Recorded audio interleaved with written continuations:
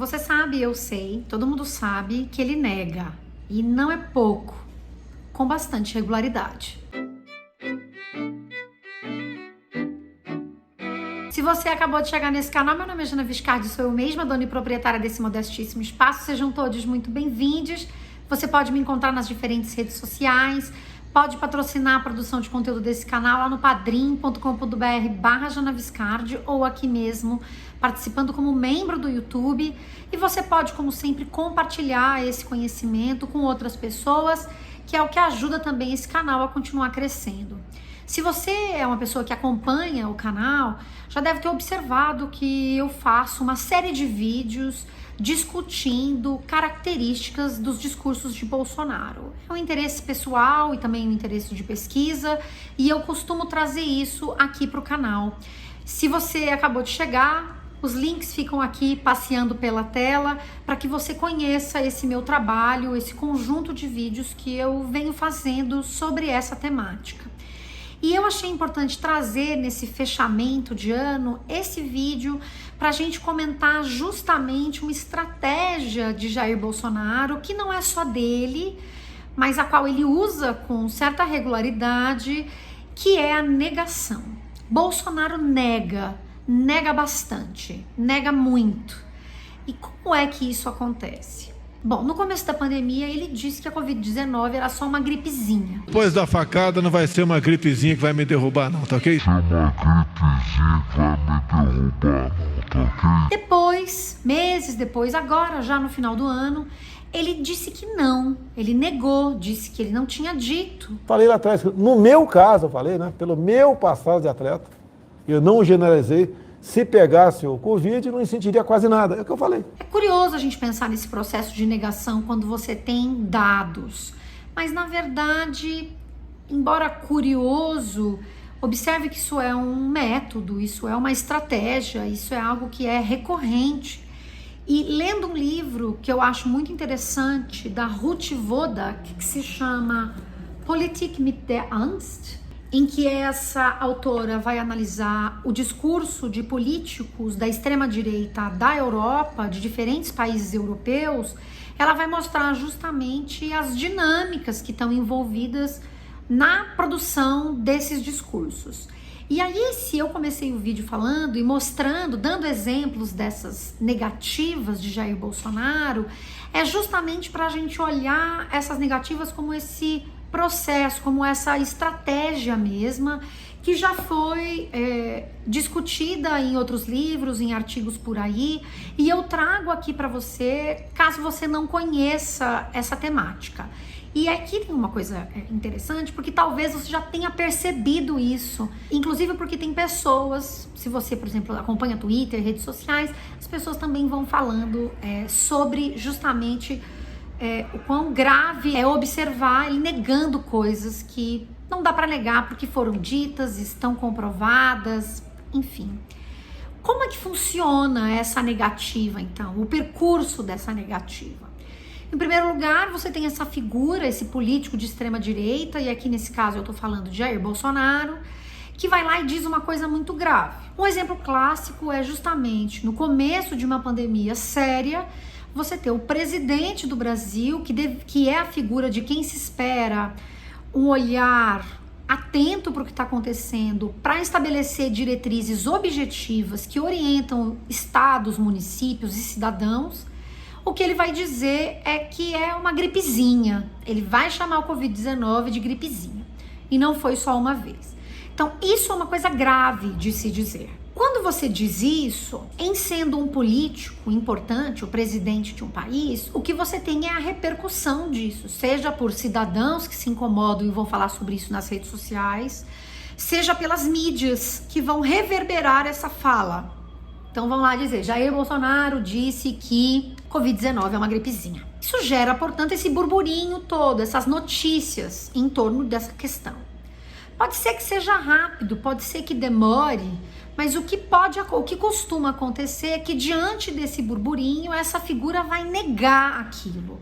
No caso específico da gripezinha, demorou bastante, né, para Jair Bolsonaro negar que tenha dito isso. Foi lá no começo da pandemia e no final do ano que ele negou mais veementemente ter dito isso. E aí pode haver nesse caminho um movimento, um lugar de tentar buscar essa ambivalência, de dizer, não foi isso que eu quis dizer e não foi isso que eu disse. Falei lá atrás, no meu caso, eu falei, né? Pelo meu passado de atleta, eu não generalizei. Se pegasse o Covid, não sentiria quase nada. É o que eu falei. Trazendo muito o contexto para o centro dessa questão, do tipo, não, vocês não entenderam, vocês estão tirando a minha fala do contexto, gerando então esse lugar dessa ambivalência e tentando gerar essa dúvida nas pessoas sobre o que foi que ele disse no final das contas. E aí o que você tem é a criação dessa figura como alguém que está sendo condenado, julgado pelos outros.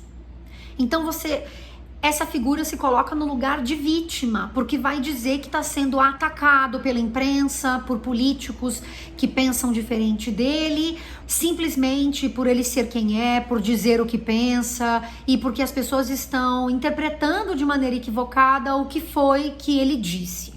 Então isso também pode acontecer. O pessoal da mídia, a grande mídia, falando que eu chamei de gripezinha a questão do Covid.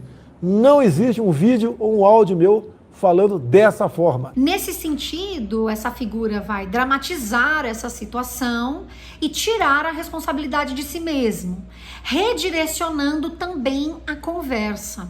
Veja, se para a extrema-direita e para um populismo de extrema-direita é importante criar esse lugar do nós e do eles, e essa oposição do nós e do eles, sendo esse eles a quem me oponho ou a que se opõe a mim, muitas vezes a imprensa ou então políticos de outros partidos ou de outros vieses ideológicos, o que você tem ao negar que disse, ao dizer que não foi bem isso e ao direcionar o olhar das pessoas para a mídia ou para essas figuras, é justamente mudar o foco da discussão e tirar de si a responsabilidade para se colocar justamente nesse lugar de vítima e para manter a atenção nesse que é um elemento importante do discurso do populismo na extrema-direita, que é de acusação desse outro e de se concentrar para desfazer a legitimidade desse outro, que nesse caso é a mídia. Então você quer deslegitimar este trabalho,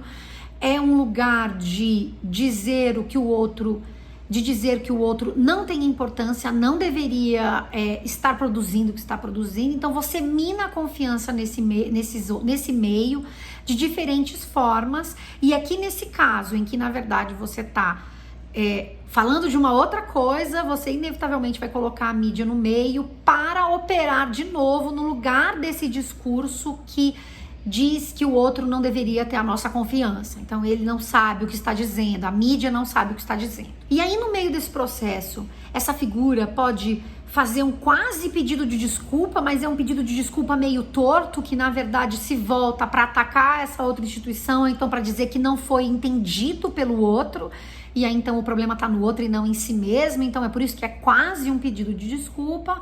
E aí nesse processo surge um novo escândalo e essa roda volta a girar um pouco nesse mesmo caminho. E é muito possível a gente observar os movimentos de Jair Bolsonaro a partir dessa dinâmica. É claro que há outras formas de explicar, é claro que é possível complexificar essa conversa, é claro que é possível adicionar as nuances do contexto brasileiro a tudo isso, mas eu trago de maneira mais geral esse percurso como descrito pela Ruth Wodak e como a gente também observa no caso brasileiro, justamente para te chamar a atenção para o papel inevitável que as mídias acabam tendo nisso, num caminho que é meio que parece sem volta. E quando eu digo essas coisas, de novo, não é para acusar, e aqui bastante claramente, não é para acusar a mídia de nada, mas para mostrar o quanto esse ciclo é muito complicado para as mídias mais tradicionais ou menos tradicionais, né? A gente tem o uso das redes sociais sendo muito importante hoje para todos nós, e os políticos têm feito bastante uso disso, e Bolsonaro fez muito uso disso durante o período eleitoral e continua fazendo muito uso das redes sociais, e a gente observa o quanto essa dinâmica recursiva dentro desse caminho do escândalo, negar o escândalo, querer desviar a atenção, e como isso acaba sendo reportado por veículos mais tradicionais, ou como a gente vai discutir isso nas redes sociais, reverberando essas vozes ainda mais.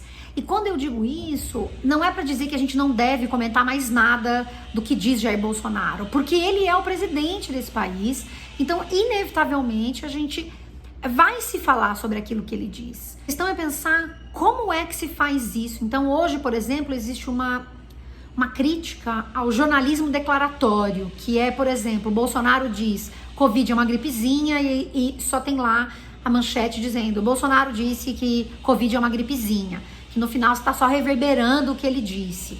E aí as pessoas vão dizer que tá difícil, né? Tá tendo um barulhão ali no fundo, mas no caso vai ser com barulho mesmo, porque tem outro jeito de fazer, não tem outra hora. Tô aqui desde de manhã tentando gravar esse vídeo, não é mesmo? Parece que a gente tá num mato sem cachorro, é essa a expressão? Não sei bem. Porque inevitavelmente vai se falar, como eu disse, a figura do presidente ela é importante para um país, vai se falar sobre aquilo que ele diz, mas eu acho que a pergunta é como fazer, né? Esse jornalismo, que é chamado de jornalismo mais declaratório, como é que ele se repensa numa lógica em que em que políticos populistas usam, e não é de agora, não é da época das redes sociais, isso já não é de hoje, mas fazem uso desse recurso porque sabem que vão ser noticiados e que vão, portanto, reverberar as suas falas através das diferentes mídias. Então, como é que a gente lida com isso? E essa é uma pergunta porque esse tipo de pesquisa não tem necessariamente uma resposta pronta para dar para a gente. O objetivo é justamente entender. As pesquisas acabam por tentar entender como é que esses movimentos se dão, quais são as suas lógicas quando as há. E aí eu acho que a partir desses estudos a gente se pergunta o que é possível fazer e como é que as diferentes mídias vão se reconfigurando a partir disso, porque também é comum dentro desse percurso, dessa estratégia, dessas falas dos políticos de extrema direita, também desviar a atenção através de uma fala escandalosa e absurda de outros temas que são muito importantes. Então, mas como não é possível prever necessariamente, né? Às vezes se acompanha movimentos dentro do governo e você sabe que uma coisa ou outra vai sair, mas nem sempre isso é possível. Então, como é que se lida com essas estratégias que chamam tanto atenção para si, né? Desses políticos de extrema direita? Então, essa minha conversa de hoje é como que não é um resumo necessariamente, porque há tantas coisas para se falar do que é a produção de Jair Bolsonaro em 2020, 2019, a produção discursiva de Bolsonaro, mas eu chamo a atenção neste vídeo de dezembro, desses 5 anos do canal, em que eu tenho pensado um pouco as coisas que eu faço, para a gente justamente identificar com bastante clareza esse movimento, essa dinâmica e o quanto ela é importante para esses políticos, porque assim eles se colocam na mídia, se mantêm na mídia, e no caso de Bolsonaro ele é o presidente, então ele inevitavelmente está na mídia, mas o quanto ele acaba por direcionar como ele aparece na mídia em função das suas falas super escandalosas. E o quanto ele acaba indo reforçando as suas estratégias a partir disso, né? Porque se ele num ponto ou outro vai se colocar na posição de vítima e vai colocar a mídia como o problema, porque diz as coisas, está interpretando errado, ou seja lá o que for, ele acaba agindo em seu benefício, ele traz a situação para seguir divulgando aquilo que ele prega, que é o quanto a imprensa é o mal e que só vale aquilo que ele faz, que é, por exemplo, no caso de Bolsonaro, as lives que ele faz às quintas-feiras, que são uma demonstração prática, ativa dessa postura dele contra as mídias tradicionais, porque ele faz o próprio jornal dele em que ele divulga as produções dele, a atuação dele no governo. E é curioso porque essa negativa vem inclusive de materiais que ele produz nesses espaços, né? No caso da cloroquina, que ele diz que ele não é o garoto propaganda da cloroquina, ele tirou foto com caixinha da cloroquina, ele falou trocentas vezes da cloroquina. O Brasil tem um estoque enorme de cloroquina que foi produzido aqui. e que não está sendo utilizado porque não tem função para o Covid-19, e ele mandou fazer essa cloroquina, tá aí, mas ele nega que ele tenha sido justamente essa figura. E com isso, de novo, volta para dizer, para se colocar no lugar dessa ambivalência, trazendo o contexto, mostrando quanto o contexto vai sendo importante, porque ele vai realocando as suas falas, redimensionando o que ele diz de acordo com o contexto que interessa a ele.